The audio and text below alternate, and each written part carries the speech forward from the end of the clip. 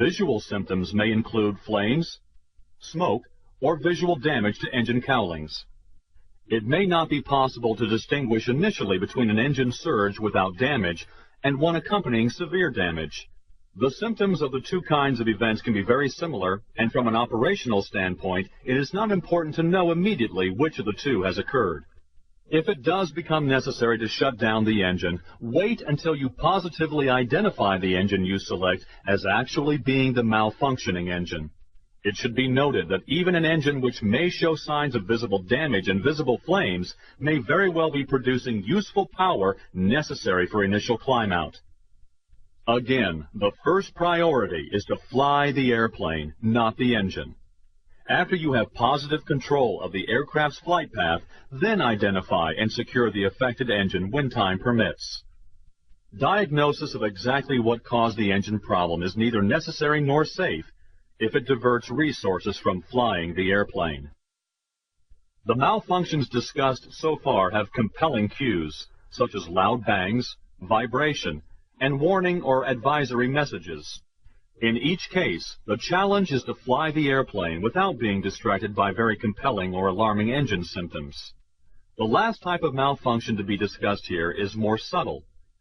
Slow decay of thrust, or non-response to power lever. These can be subtle in fact to the point that it can be completely overlooked, with potentially serious consequences to the airplane. If an engine slowly reduces power, or when the thrust lever is moved the engine does not respond, then the airplane will experience asymmetric thrust. The problems will most likely develop at a point during the flight when the autopilot is engaged. The autopilot will compensate for the asymmetrical thrust on its own. It takes an alert flight crew to recognize the situation that's developing. If the airplane is badly mistrimmed when the autopilot is manually disconnected, or when the autopilot reaches the limits of its authority and automatically disconnects, only seconds remain before an unusual attitude is encountered. If no external visual references are available, such as flying over the water at night or an IMC, the likelihood of an upset increases.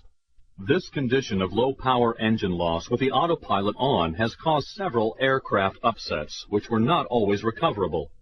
Flight control displacement or trim input indicators may be the only obvious indication that the autopilot is trimming the aircraft away from the coordinated flight.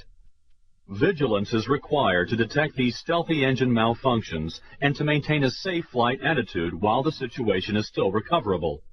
But a slowly changing asymmetric thrust problem is not an easy one to detect.